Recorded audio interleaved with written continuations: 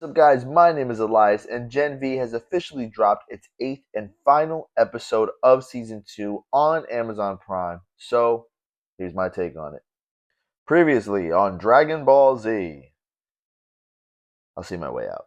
Last week in episode 7, not only was Cypher revealed to be a puppet all along, but we learned that Godolkin, the burnt man, the first soup ever, was officially pulling the strings with a plan to kill every weak soup there is, leaving only the quote unquote gods among them to walk the earth. Needless to say, this dude was always finna be a problem. The episode starts out with a brief flashback of how Godolkin's powers came to be as he shot himself up with V in the fire, specifically a de-aging compound of V called V1, which explains why he doesn't look a day older since his apparent death. In the present day, a weakened Doug, aka the homeless guy we all found out was not the real Cypher, reveals that he was the only second puppet of Godolkin's, with the first one having met their doomed fate long ago. I wonder if perhaps the newly announced spin-off Vought Rising, which is supposed to be like a prequel to this universe, will maybe cover who that could have been, or, if that'll even be a big plot thread at all moving forward. Marie tries to heal Doug, but is evidently too weak at the moment from resurrecting Godolkin.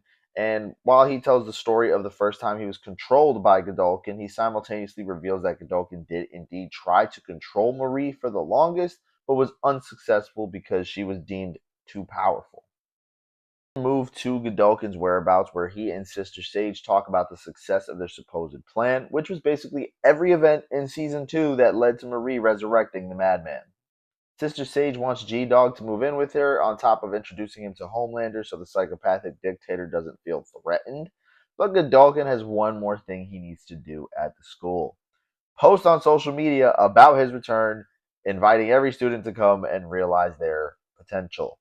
This actually becomes an experiment to not only see just how many people he can control without issues, but also to weed out the strongest students and eliminate the weakest.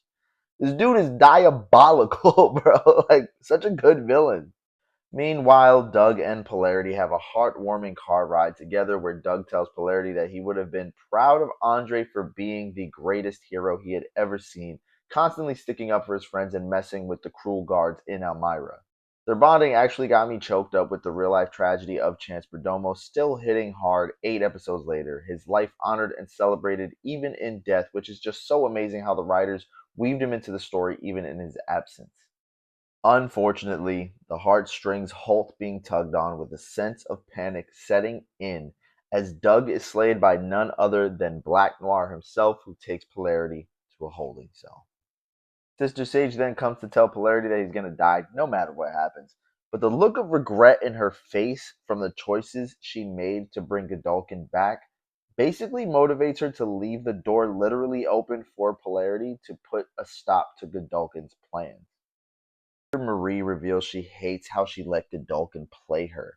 Emma gives an inspirational little powwow speech about how they're all messed up, but they have each other, which I realize that every episode constantly reminds me just how much Emma is the glue of the show, with her refreshingly realistic takes on every single thing going on, as well as being a light in her friend's eyes. She then risks her strength to heal Kate's abilities, and she claps back at Godolkin's post with one of her own, denouncing his true intentions, which is even further expanded upon. If he could control Marie, then he could control Homelander, which now makes sense why he wanted to evolve his abilities this whole time. Imagine someone like Godolkin controlling someone like Homelander? Madness.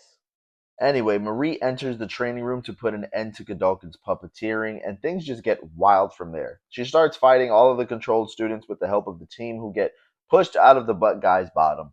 Again, wouldn't be a complete Boys Universe experience without something bonkers happening. And they're able to subdue him with all of their weird and quote unquote insignificant powers. But when all seems to be won, he finds a way into Marie's head and takes control of her, which allows him to make her bend the team's blood, almost killing them, until Polarity comes to the rescue and blasts Godolkin away.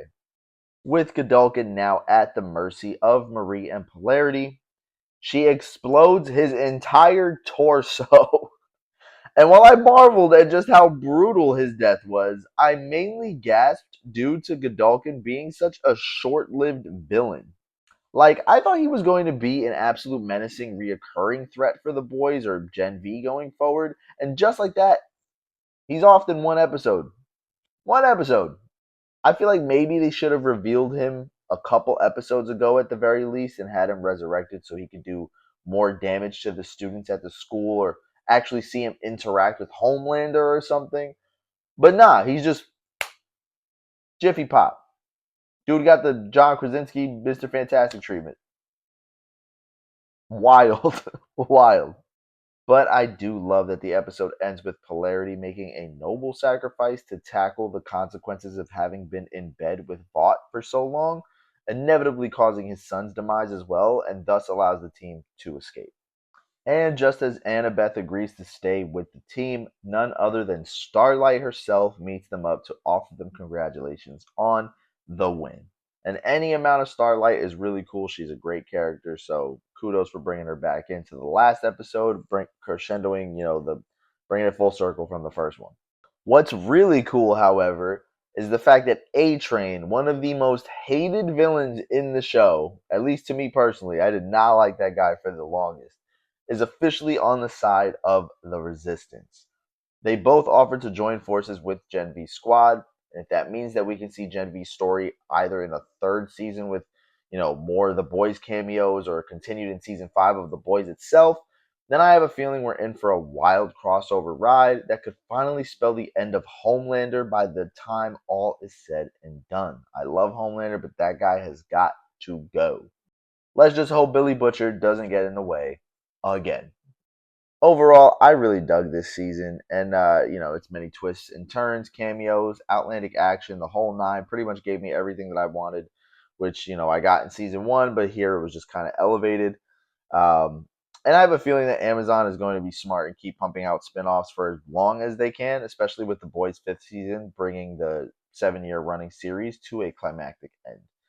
Um, I love this show. I don't know if I like it more than the Boys, but it is very well done, and the story itself is just awesome. And I can't wait to see these guys come back. So let's hope in the Boys season 5 got more of them, or a very hopeful season 3 comes out in the near future.